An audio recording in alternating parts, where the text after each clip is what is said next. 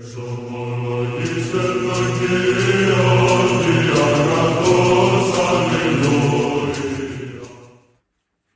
nderuar miq, të dashur vëllezër dhe motra më Krishtin, ja ku jemi së bashku në takimin ton përditshëm komenti i shkrimit të shenjtë. Jemi në datën 23 korik dhe kisha ortodokse në këtë datë na nxit lexojmë nga Ungjilli sipas Mateut kapitulli 16 vargu 24 deri në vargun 28. Le të lexojmë këtë vargje ungjillore dhe të komentojmë sipas hetëve. Atëherë Jesu ju tha dishepujve të vet: "Në qoftë se dikush don të vijë mbas meje, të moj vetveten, ta marr kryqin e vet dhe të më ndjek, sepse ai që do dojë të shpëtojë jetën e vet, do ta humbas. Por ai që do ta humbas për mua, do ta humbas jetën e vet për hirin tim, do ta gjejë atë. Shfitim ka nëse njeriu fiton gjithë botën dhe pastaj humbesh shpirtin e vet, ose çfarë do t'jap njeriu si shkëmbim të shpirtit vet? Sepse biri i njeriu do të vijë në lavdinë e Atit të vet bashkë me angjëjt e tij dhe atëherë ai do të shpërblejë secilin sipas veprave e tij. Në të vërtetë ju them se disa nga ata që janë të pranishëm këtu nuk do të vdesin pa e shikuar më parë birin e njeriu duke ardhur në mbretërinë e vet." Pra, këto janë vargjet Ungjillit sipas Mateu, kapitulli 16, vargu 24 deri në vargu 28, dhe këto fillojnë si fjalë të Krishtit me njëherë pas rrëfimit kur apostulli Petro e shpalli Krishtin ose Jezusin si Mesian, si Krishtin.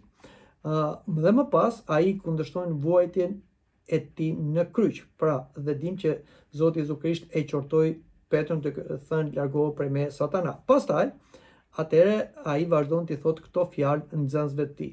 Dhe le t'i lexojmë varg për varg dhe të komentojmë sipas hetërve. Jemi në vargu 24. Atëherë Jesu ju tha dishepujve të vet: "Në qoftë se dikush don të vijë pas meje, të moj vetveten, të marr kryqin e vet e të më ndjek pas." Sipas hetërve, Shën Joan Gojarti na shpjegon se Jesu nuk detyron njeri ta ndjek, por vendos sikush lirin. Nëse dikush dëshiron të vijë mbas meje, Krishti nuk kërkon sklevër, por njerëz që zgjedhin në liri të plot dashurinë për atë dhe për t'i vajtur pas. Prandaj, asnjëherë të dashur të krishterë mos mendojmë se Zoti na imponohet. Zoti nuk imponohet, Zoti fton. Por njeriu duhet t'i përgjigjë në liri dashurie kësaj ftese. Të moj vetveten nuk do të thotë të urresh ekzistencën tënde si njeri, të bësh arakin ose në një farë mënyre të bësh vetvrasjen. Jo. Sipas hetërve do të thotë të humosh egoizmin, vullnetin egoist, pra që ndan nga Perëndia, pasionet dhe krenarin.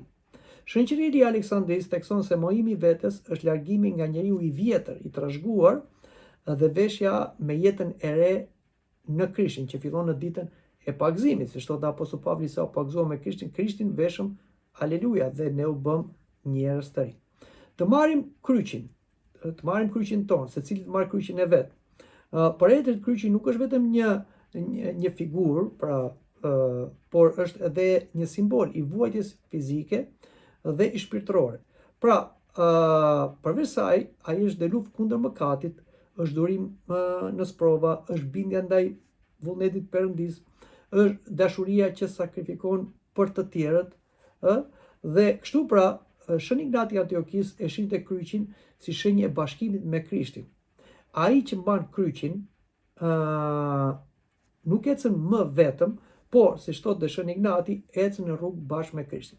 Ne dim që Zoti Jezu Krisht mbajti kryqin në rrugën e Golgothas. Në një moment mbas 14 ndalesash dhe rënjes, ai nuk po çoi më. Atëherë morën një njeri, Simonin nga Cirenea, dhe i ngarkuan kryqin e Krishtit. Dhe Krishti bashkë me Simon Cirenea e çoi kryqin deri në Golgotha. Kështu që dhe Krishti vepron në jetën tonë.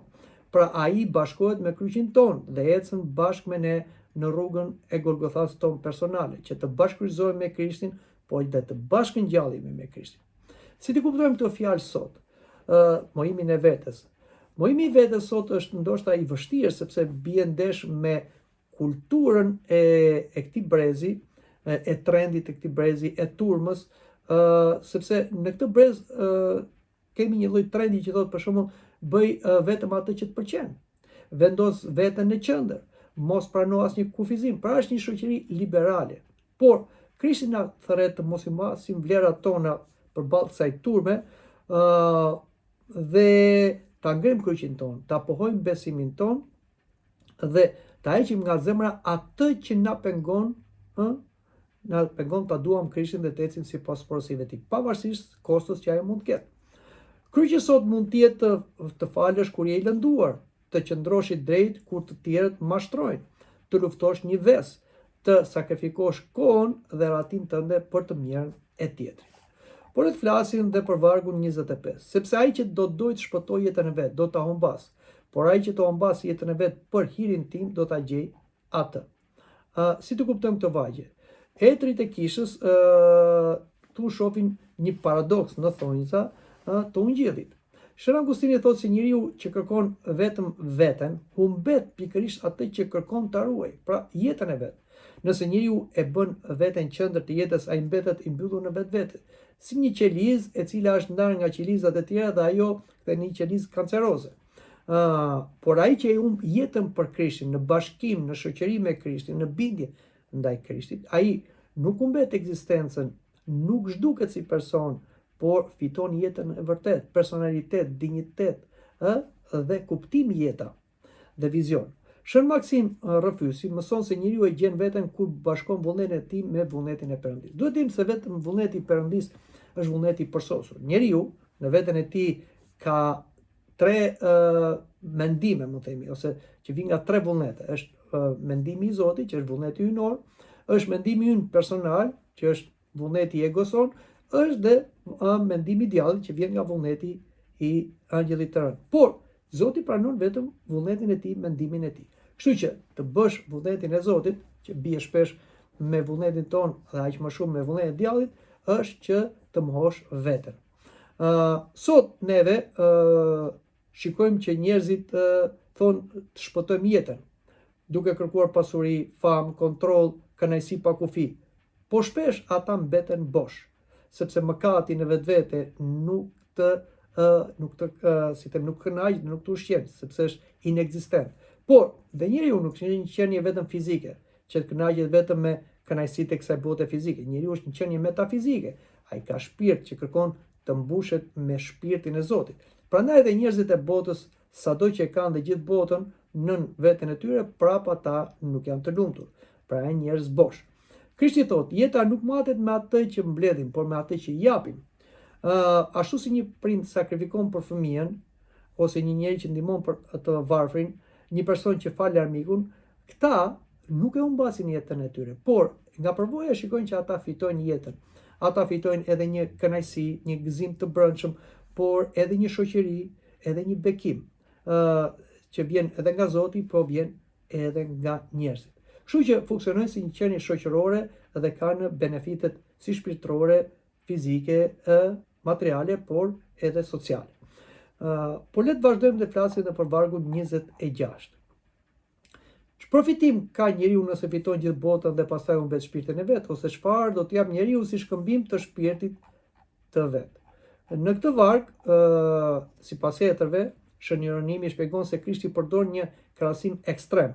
Dhe sikur dikush të zotronte gjithë botën, që s'mund ta zotroj dikush, pavarësisht se ka pasur sundimtar perandor, po jo gjithë botën, një pjesë të madhe të botës, përsëri ata kanë vdekur dhe kanë nën atë që kishin marrë.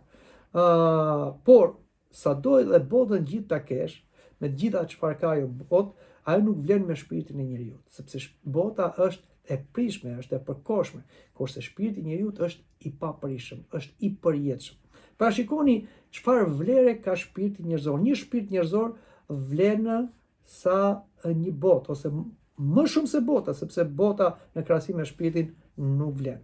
Pra etrit këtu shohin një dallim midis vlerave të përkohshme dhe vlerave të përjetshme. Vlerat e përkohshme janë gjërat e kësaj bote, me gjitha çfarë ka, dhe vlerat e përjetshme është shpirti dhe gjendja shpirtërore. Bota mund të blihet me para, po shpirti nuk ka çmim.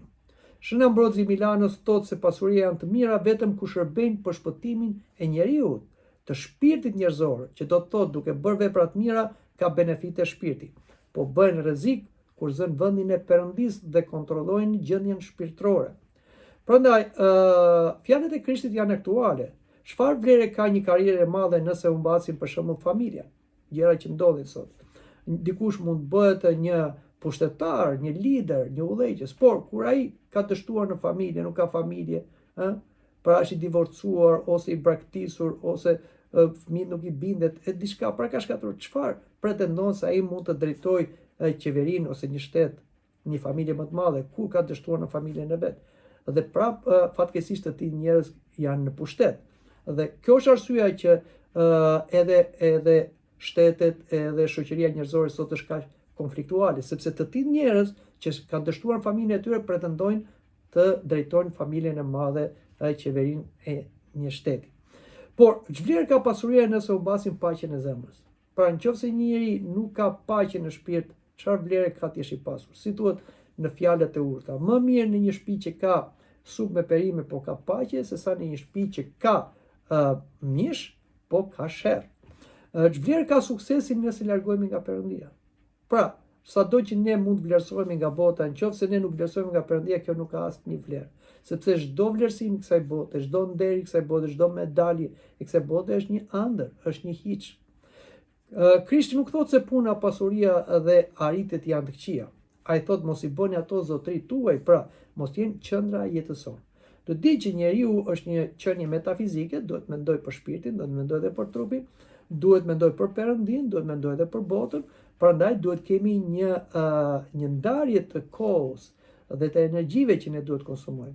Por në fillim këto duhet i bëjmë për gjërat që janë të përjetshme, që është Zoti, shpirti, është jeta e përjetshme dhe pastaj edhe për gjërat e botës dhe çfarë ka ajo brenda saj.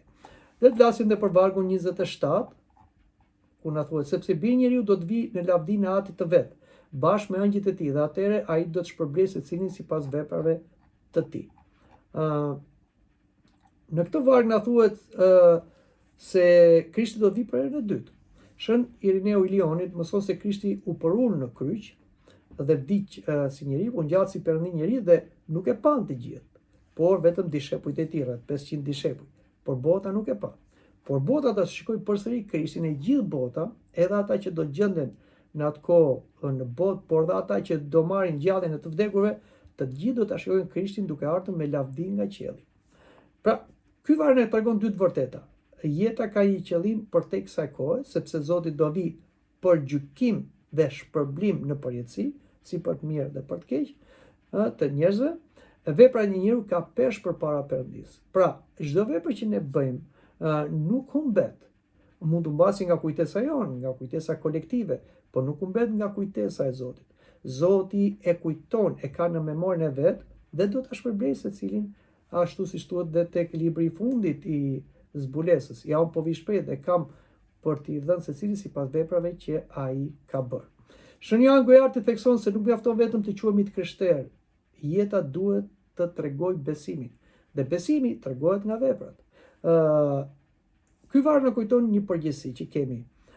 Pyetja përfundimtare nuk do të jetë sa fitove, sa njerëz të admiruan, sa pushtet pate, por pyetja përfundimtare dhe do shpërblehet nga Zoti është sa deshe, sa fale, sa të mira bëre me ato që kishe, sa besnik ishe ndaj Perëndisë. Këto kanë vlerë të përjetshme dhe shpërblim në mbretërinë e Zotit. Kurse të tjerat do harohen dhe nuk do kujtohen më. Le të flasim edhe për vargun e fundit, vargu 28. Në të vërtetë ju them se disa nga ata që janë të pranishëm këtu nuk do të vdesin pa e shikuar më parë Birin e Njeriut duke ardhur në mbretërinë e vet. Pra, sipas etërve të kishës, ky varg është interpretuar në disa mënyra. Shumë etër, për shembull Shën Joan Gojarti, e lidh me shpërfytyrimin e Krishtit në malin Tabor, ku siç thuhet edhe tek Ungjilli sipas Mateut, kapitulli 17, aty Krishti thiri tre nga nxënësit më besnik të rrethit më të ngushtë, Shën Petrun, Shën Jakobin dhe Shën Joanin, dhe ata pan lavdinë e Krishtit, të metamorfozën e Krishtit në malin Tabor. Të tjerët e lidhin me ngjalljen, pra që ata e pan Krishtin e ngjallur, ose e pan Krishtin duke fluturuar në qiell, ose zbritjen e Shpirtit Shenjtë në ditën e Pentekostisë. Pra, Jesu i tregon dishepujve se kryqi nuk është fundi, por kryqi vjen, mbas kryqit vjen lavdia. Pra, jo më kot Krishti i tregoi tre nga nxënësve lavdinë e tij në malin Tabor, dhe këtë ja u tregoi para se kishte folur për kryqin. Pastaj ai tregoi lavdinë e vet që ata kur ta shikonin Krishtin në kryq mos të dëshpëroheshin, por të jepnin kurajo vetes dhe nxënësve të tjerë.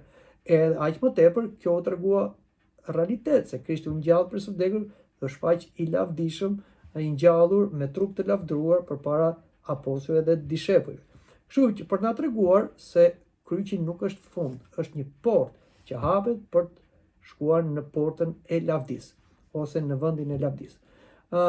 Prandaj, edhe ne shpesh shohim vetëm kryq në jetën tonë, shohim probleme, humbje, smundje, padrejtësi, po Krishti na mëson në veten e vet dhe sipas fjalëve të tij se nuk mbaron jeta në vuajtje. Kryqi është rruga drejt ringjalljes. Pra, kryqi është një lloj çelësi që ne hapim, që të hapim të shkojmë në portën e jetës së përjetshme, në portën që na çon në lavdinë e Perëndisë. Kështu që etrit e kishës i kanë përmbledhur këto fjalë të Krishtit me këto tri gjëra. Rruga e Krishtit është rruga e dashurisë sakrifikuese. Nuk është rruga e rahatisë, por rruga e shëndrimit të zemrës, që do mohim të vetes. Njeriu humbet veten kur jeton vetëm për veten, por e gjen veten kur ja kushton Perëndisë dhe të tjerëve. Kryqi nuk është fjala e fundit, lavdia e Krishtit vjen mbas kryqit. Dhe për njeriu sotëm pyetja e Jesuit mbetet po aq e fortë. Ç'vlerë ka ta fitosh gjithçka, nëse u mbet atë që është më çmuar shpirtin tënd. Prandaj edhe neve duhet bëjmë si tregtar të mirë një pyetje vetëson. Çfarë tregtie po bëjmë në jetë? Po tregtojmë gjërat e kësaj bote që do t'i lëmë këtu dhe do t'i humbasim, apo po bëjmë tregti për fituar shpirtin ton, i cili është i paçmueshëm si një thesar në jetë të përjetshme. Kështu që le të japim përgjigje kësaj pyetje në këtë jetë, pa ardhur ora e gjykimit, që të marrim vendin e dur dhe shpërblimin e dur, sepse Zoti po vjen shpejt për ta gjykuar dhe shpërblyer secilin sipas veprave që ai ka bërë. Mendoj që këtu ta mbyllim edhe bisedën për sot, por takuar në takimin e ardhshëm. Deri atëherë, mirupafshim.